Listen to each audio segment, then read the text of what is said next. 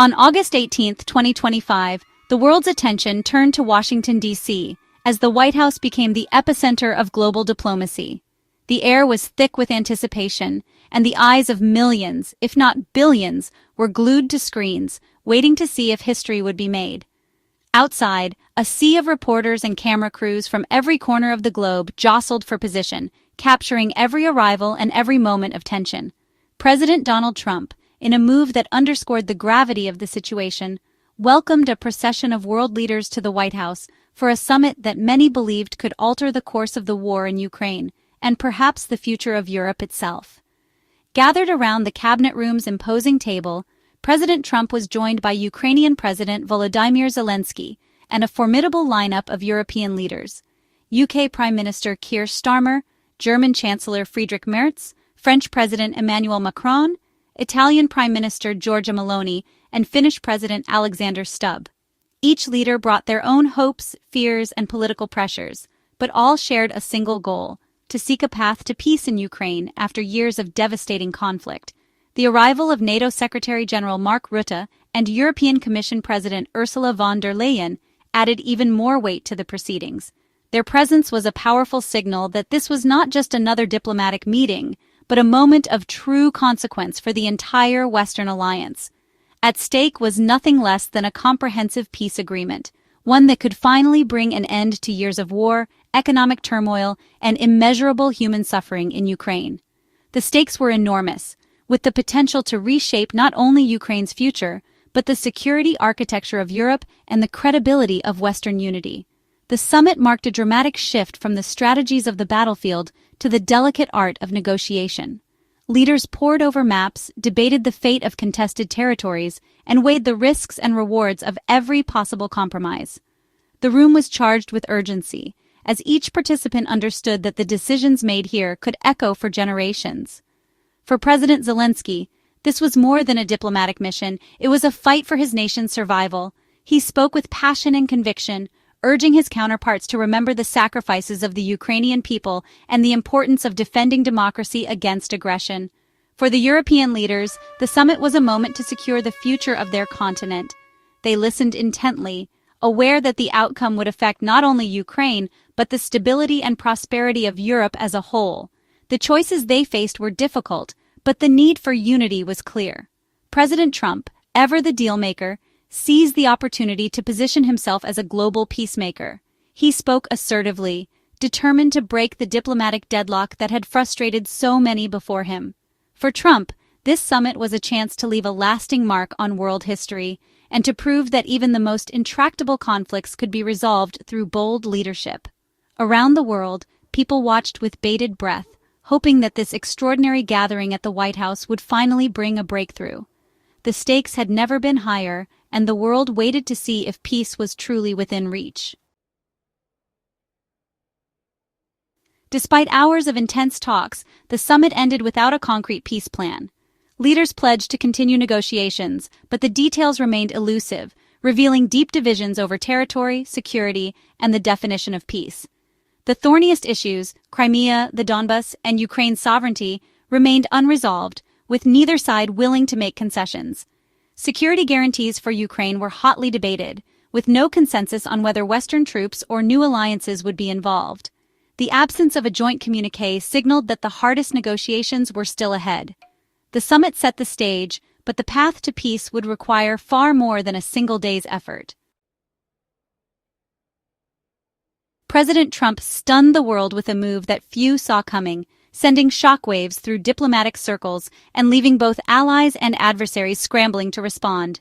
He announced his intention to hold direct talks with Russian President Vladimir Putin, a decision that immediately dominated global headlines and ignited fierce debate among foreign policy experts. Trump revealed he'd already spoken with Putin by phone, laying the groundwork for a high-stakes diplomatic encounter. He was now working to arrange a face-to-face meeting between Putin and Ukrainian President Volodymyr Zelensky, a prospect that seemed almost unthinkable just days before.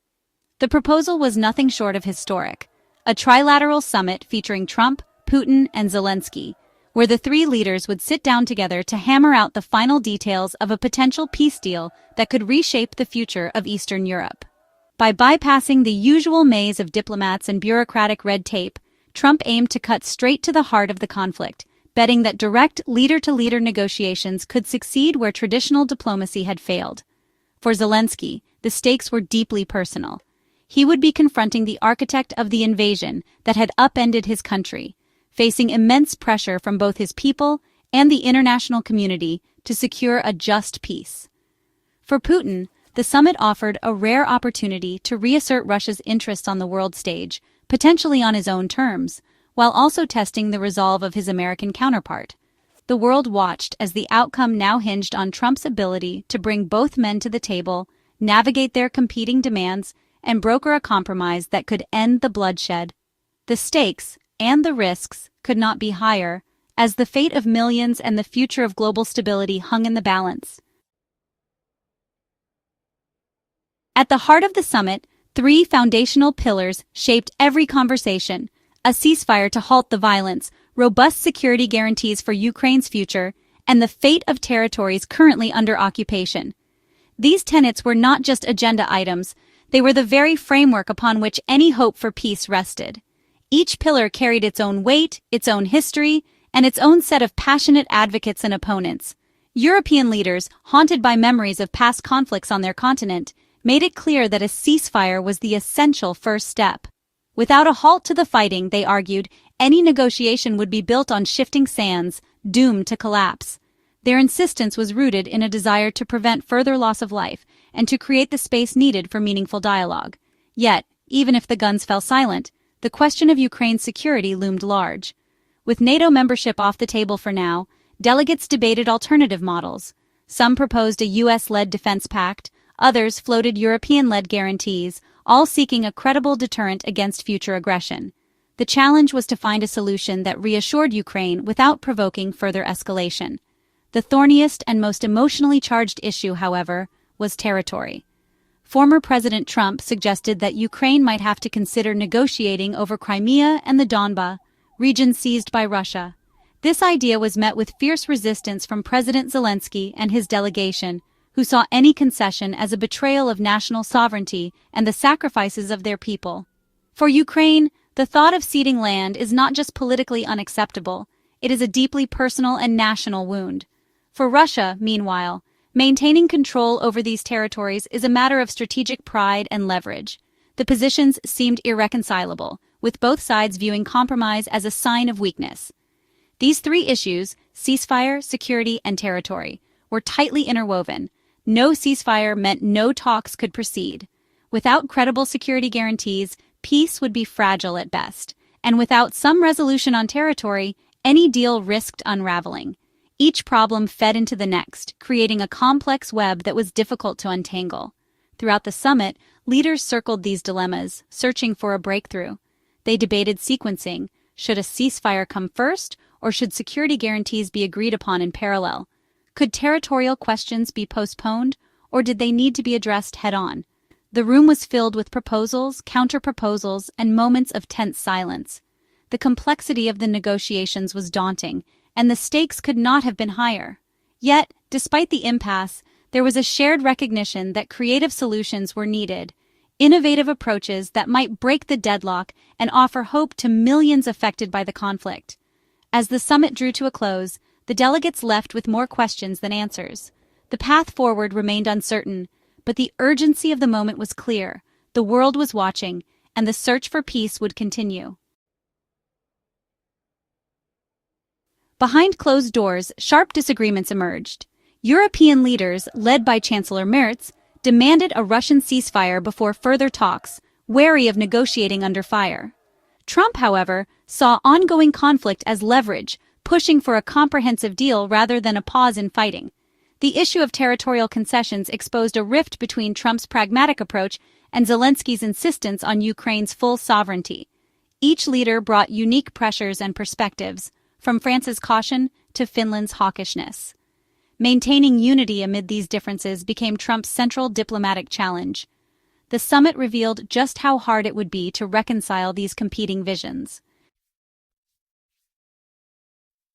Despite deep divisions, the summit projected unity and mutual respect. Zelensky's choice of a formal suit signaled a shift from wartime leader to statesman, embracing diplomacy. Publicly, he thanked Trump, acknowledging the U.S. president's pivotal role. European leaders, wary of Trump's style, nonetheless recognized his leverage over both Kiev and Moscow. Trump relished his role as mediator, guiding discussions and commanding attention. The carefully managed atmosphere allowed all sides to pursue their goals while masking underlying tensions. The real test, however, would come in the negotiations ahead. The summit's cordiality was a fragile veneer over unresolved disputes. As leaders negotiated in Washington, the war raged on in Ukraine. A Russian drone strike in Kharkiv killed 7, including a 1-year-old child, underscoring the urgency of peace.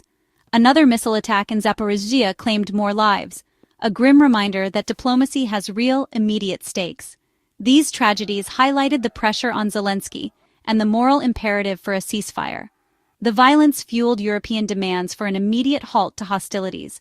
Every day without progress meant more suffering for Ukrainians.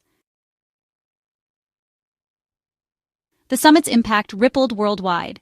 NATO's Mark Rutte warned Moscow negotiate or face harsher sanctions. Russia swiftly rejected the idea of a NATO-led peacekeeping force, drawing its own red lines. The global South watched with cautious hope, weary after years of failed diplomacy. The credibility of Trump's initiative now depended on delivering a real ceasefire and direct talks. Every statement became a move in a high-stakes geopolitical chess match. The challenge: find a path where all sides could claim some victory.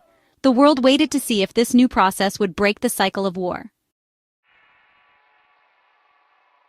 With the summit over, attention turned to the next steps.